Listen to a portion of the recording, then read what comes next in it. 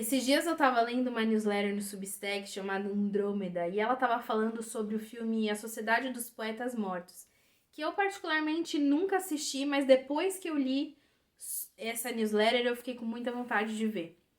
E ela faz uma pergunta, uma contestação que me pegou em cheio.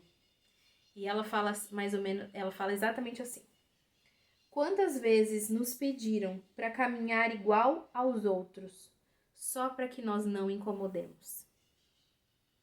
Eu vou ler mais uma vez porque eu sei que vai pegar você de alguma forma. Quantas vezes nos pediram para caminhar igual aos outros, só para que não incomodemos? Me pegou demais essa frase, esse questionamento, porque como eu contei no episódio anterior, os meus últimos anos eles foram totalmente afastados de mim mesma. Eles foram totalmente longe de quem eu sou, daquilo que eu posso compartilhar com as pessoas, do meu propósito no mundo. E o que a gente viu nos últimos anos na internet é todo mundo executando as coisas do mesmo jeito, fazendo as coisas cada vez mais igual. E a gente se distancia de quem a gente é. A gente se afasta de quem a gente é, daquilo que faz sentido para nossa vida, daquilo que nos faz feliz, daquilo que faz nosso coração bater mais forte.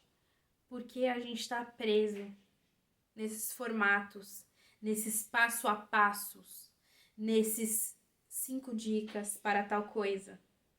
Porque a gente olha para aquela pessoa, vê que ela foi bem sucedida e a gente quer fazer exatamente igual. Porque no fundo, a gente tem medo de pagar o preço de sermos quem somos e de termos a nossa própria trajetória. Comigo foi assim. Eu sempre tive medo de escolher o caminho errado. E por muito tempo eu fiquei buscando técnicas e fiquei buscando coisas e tal, com medo de viver a minha própria trajetória, viver o meu caminho, de fazer as coisas do meu jeito, daquilo que eu acho certo. Porque uma coisa é você olhar para o que deu certo no outro e você se inspirar e aplicar o que faz sentido para o teu negócio. Outra coisa é você a todo momento querer o método da pessoa, querer saber como ela fez para fazer exatamente igual. Sendo que não só nos negócios, mas na vida, nada é uma receita de bolo.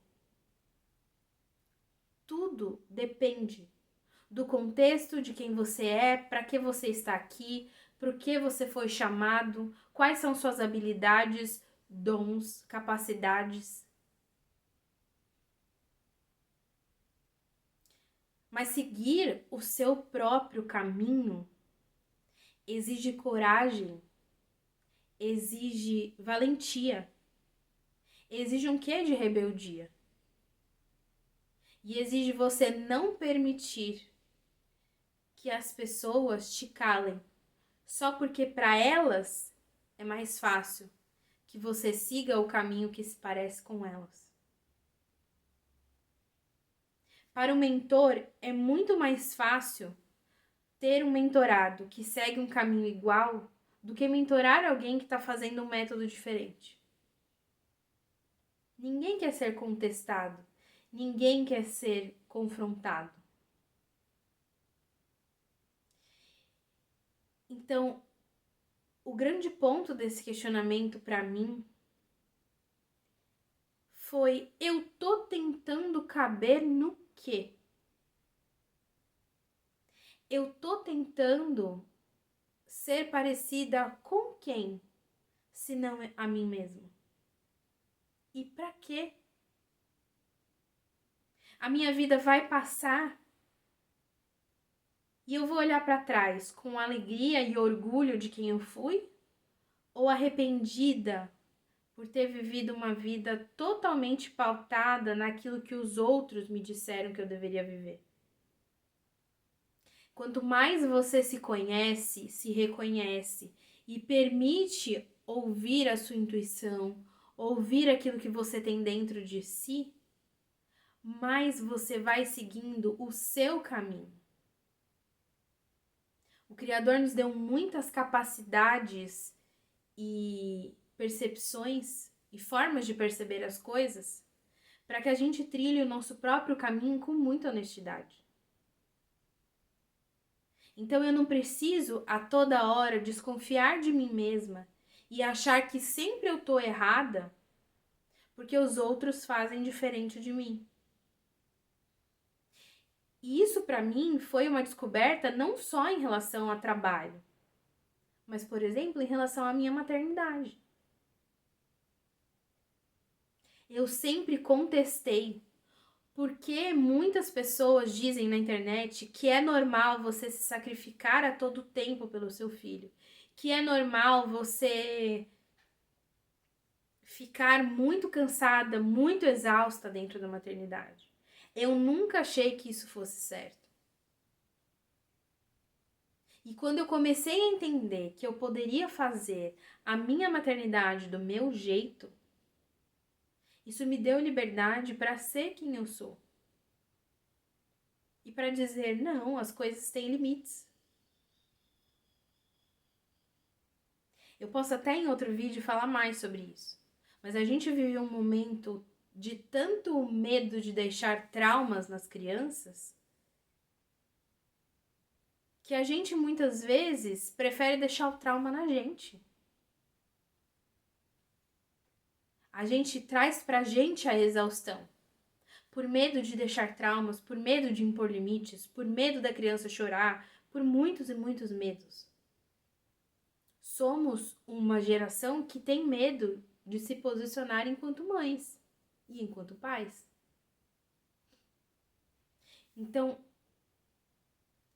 trazer essa reflexão, esse questionamento, ele foi importante para mim, ele me bateu fundo porque eu não posso mais permitir que eu fique presa num caminho que não é meu. Que eu fique presa em um lugar que não faz sentido para mim. Porque isso que eu tô fazendo aqui agora com você é quem eu sou. Não tem roteiro. Só tem eu e você conversando. Eu não tô no mega estúdio. Eu não tô mega produzida. Eu não tô de blazer e uma taça de água. Somos só eu e você conversando.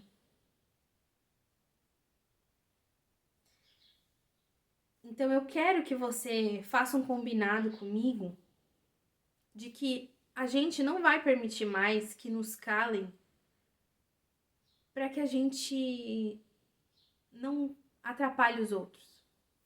Para que a gente, como diz aqui, não incomode. E se for preciso que a gente incomode, deixem que as pessoas se incomodem.